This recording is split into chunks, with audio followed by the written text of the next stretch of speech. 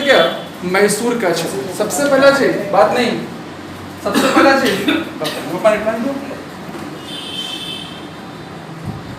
मैसूर की हम जब बात कर रहे हैं तो मैसूर का भूभाग होता कहाँ ये समझो। देखो ये हिस्सा, ये जो हिस्सा हम लोगों का ये वाला हिस्सा है जिसको वर्तमान में हम तमिलनाडु के नाम से जान रहे हैं या उस समय मद्रास के नाम से जानते हैं।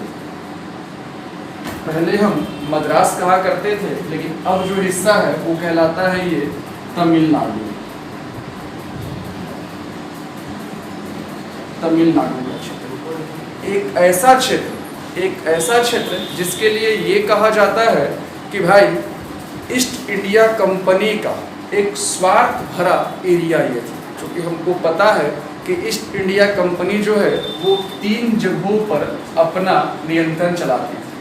एक ईस्ट इंडिया कंपनी मद्रास में हुआ करता था, एक ईस्ट इंडिया कंपनी बम्बई में हुआ करता था, और एक ईस्ट इंडिया कंपनी का प्रेसिडेंसी जो था वो बंगाल में। हम लोग पढ़े ये चीज़ कि बंगाल में 3 प्रेसिडेंसियों की, बंगाल हुआ, बम्बई हुआ और मद्रास हुआ, और इन्हीं क्षेत्रों में जो है वो मैसूर क्षेत्र बना। कैसे मैसूर बना अब ये समझो। देखो मैसूर बनने के पीछे का वजह ये था, दिल्ली सल्तनत जब हम पढ़ते हैं तो दिल्ली सल्तनत के इतिहास में एक वर्ड हम लोगों का आता है कि भाई हरिहर और बुक्का ने मोहम्मद बिन तुगलक के काल में स्वतंत्रता को प्राप्त करके उन्होंने एक फेज खड़ा किया था, और वो फेज था जिसे हम कहते हैं विजयनगर साम्राज्य। तो मैसूर से पहले जो है वो एक साम्राज्य हुआ करता था जिसका नाम क्या है,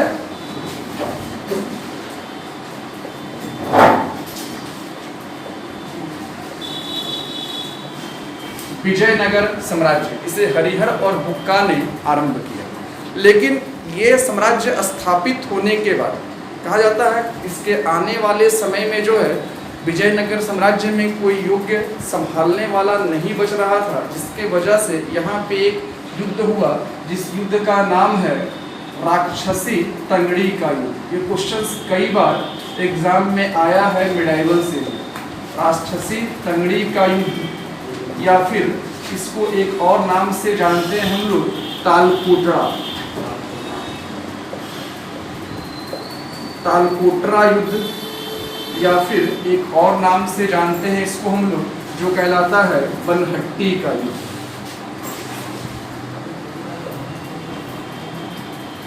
बनहट्टी का युद्ध, तो ये तालकोटरा बोलो, राक्षस तंगड़ी बोलो या बनहट्टी बोलो, कुछ भी बोलो, ये युद्ध जो हुआ है वो 1565 में हुआ। तो भाई 1565 में होने के बाद इस युद्ध का परिणाम ये निकलकर सामने आया कि दिल्ली सल्तनत के बाद जो विजयनगर साम्राज्य बना था अब वो टुकड़ा में बट गया। मतलब अब हम ये कहेंगे कि इसका पतन हो गया। तो जैसे ही इसका पतन हुआ, तो हम जानते हैं कि जब कोई भी चीज़ें अगर टूटती है तो भाई उस पर चीज़ें उसके हाथ से अलग होता है। तो कई लोग जो छोटा छोटा एरिया का होता है वो खुद को आज़ाद करना चाहता है, नियम है। देखना कि किसी राजनीतिक पार्टी में देखना अगर विखंडन होगा तो अलग होकर वो पार्टी बना लेगा।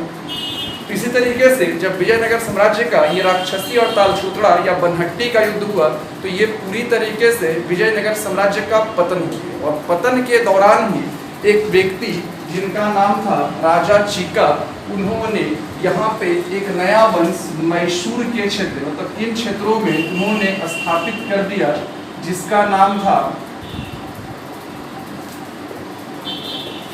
वाडियार वंश। कौन सा वंश स्थापित हो गया वहां पे? वाडियार वंश। मतलब मैसूर में वाडियार वंश का शासन स्थापित हो गया विजयनगर साम्राज्य के पतन के बाद, और इन्हीं क्षेत्रों में जो है वो वाडियार वंश का शासन था। लेकिन आरंभ तो अच्छा रहा, लेकिन कहा जाता है आने वाले समय में इन क्षेत्रों में वाडियार वंश में कोई अच्छा शासक नहीं बन पाया। यहाँ पे एक शासक हुआ करता था उस समय जिसका नाम था राजा चिक्का बोलते हैं, या कुछ किताबों में राजा चिका भी होता है, लेकिन सही नाम जो है वो राजा चिक्का, ठीक है। राजा चिक्का यहाँ पे हुआ करते थे और ये एक अयोग्य शासक, ये जो थे एक अयोग्य शासक थे। तो हम जानते हैं जब अयोग्य रहेगा तो भाई इनके अधिकारी लोग ना का अक्सर राजा पूर्वक होता है तो मंत्री लोग मजा मारता है, देखना ये चीज होता है। कई बार सरकारों में देखने मिलता है कि अच्छा अधिकारी नहीं है, अधिकारी तो भाई कम कलर जो खूब पैसा कमा रहा, उसको पता भी नहीं चल रहा, पूर्वक है। इसी तरीके से यहाँ पे भी राजा चिक्का हुआ करते थे, लेकिन दोनों भाई थे इनके बड़े अधिकारी के तौर। एक भाई का नाम था देवराज और दूसरे का नाम था नानराज। एक भाई का नाम था देवराज और दूसरे भाई का नाम था क्या? नानराज। इन दोनों ने पूरी तरीके से मैसूर को अपने हाथों में ले लिया, क्योंकि दोनों बड़े बड़े पद पर थे। याद रखिएगा, देवराज जो थे वो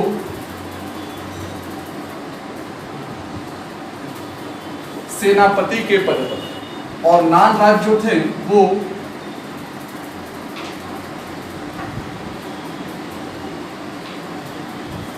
राजस्व मंत्री के पद पे थे। मतलब कुल मिला के सेना की शक्ति एक भाई के हाथ में और पैसे कौड़ी की शक्ति एक भाई के हाथ में। जानते हैं कि भाई जब ताकत और पैसा दोनों एक साथ हो तो इंसान सर्वोच्च हो जाता है, नॉर्मल सब चीज है। अगर दोनों किसी के पास दोनों चीज हो, ताकत भी हो और पैसा भी हो, तो वो बढ़ता चला जाता है। क्योंकि नेचर है कि केवल पैसा है तो डर है कि पता नहीं कौन गोली मार दे, और केवल अगर ताकत है तो डर है कि जब अंदर जाएंगे तो कौन बचाएगा। लेकिन अगर दोनों किसी के पास हो तो वो अपने आप में बेस्ट हो जाता है। यही वजह रहा कि देवराज और नानराज ये दोनों जो है पूरी सत्ता को हथिया लिया।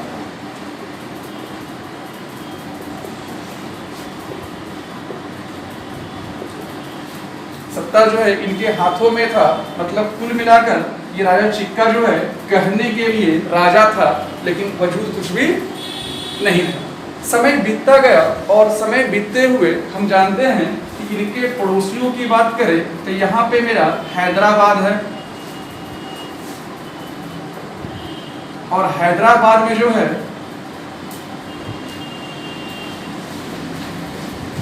निजाम वंश का शासन, ठीक है। और हम जानते हैं ये क्षेत्र जो है ये मराठा का क्षेत्र। तो भाई मराठा का क्षेत्र और निजाम का क्षेत्र इसके बगल में है ना। तो हर हाल में जब राजा कमजोर है तो मराठा या निजाम दोनों मौके का तलाश करेगा ना, और दोनों मौका का तलाश किया। मतलब हर बार कहा जाता है कि मराठों का आक्रमण, हर बार ये कहें कि मराठों का आक्रमण जो है वो हर बार यहाँ पे होता था, क्योंकि संपत्ति के लिए, क्षेत्र के लिए इन लोगों का आक्रमण होता था। तो उनको मालूम है कि अंग्रेजों की नीति ही थी कूट डालो और राज करो।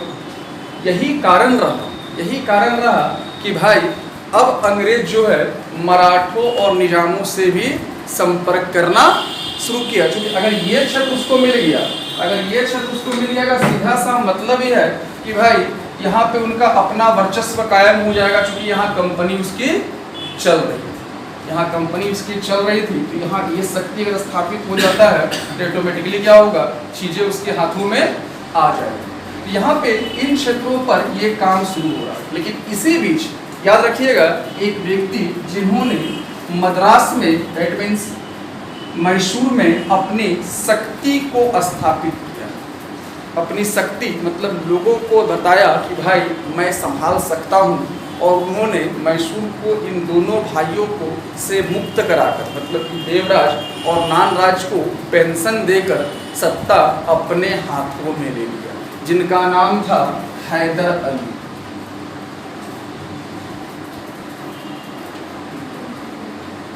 ये नाम आप लोग सुने होंगे, हैदर अली। अगर नहीं सुने होंगे तो इनके बेटे का जरूर सुने होंगे, टीपू सुल्तान का। अगर हैदर अली का नाम नहीं सुने होंगे जरूर सुने होंगे टीपू सुल्तान का। इनके बाद के शासन बन कराएंगे, ठीक है। तो हैदर अली जो है ये किस रूप में पॉपुलर हुआ, याद रखिएगा। हैदर अली एक ऐसा इंसान जो निरक्षर, मतलब बिल्कुल पढ़ा लिखा नहीं, एक गरीब परिवार से बिलोंग करने वाला इंसान, जिनका जन्म 1722 ईस्वी के दौरान जो है एक छोटे से गांव में हुआ और बहुत ही संघर्ष करके वो आगे बढ़े। बहुत संघर्ष की मैं बात करूँ तो भाई आप ये सोच सकते हो कि एक फकीर का बेटा, फकीर समझते हो ना, साधु संत जिसको बोलते हैं हम लोग हिंदू धर्म में, मुस्लिम धर्म में फकीर कहते हैं। तो एक फकीर का बेटा हुआ करता था और वो पूरी तरीके से, उनके पिता जो है दक्षिण भारत आकर बसे। दक्षिण भारत का एक क्षेत्र है गुलबर्ग में ये लोग आकर, हेलो गुड मॉर्निंग, हाँ राहुल बोलिए।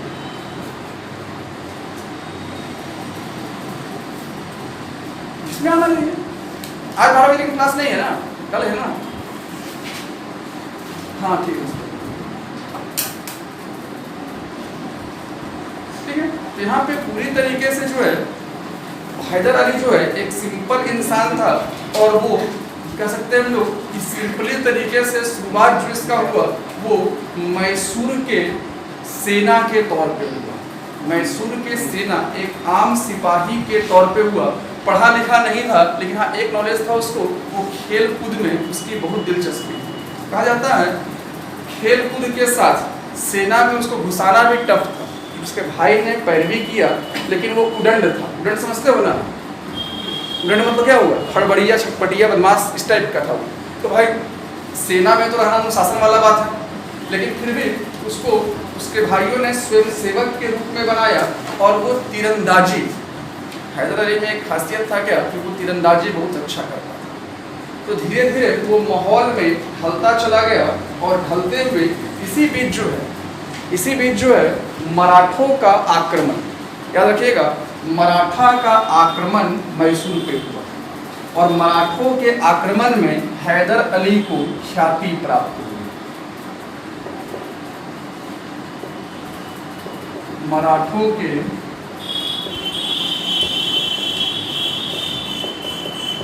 आक्रमण में ये फेमस हुए, क्योंकि कहा जाता है कि जब तक युद्ध नहीं होगा तब तक इनक्वालिटी कोई जानेगा नहीं।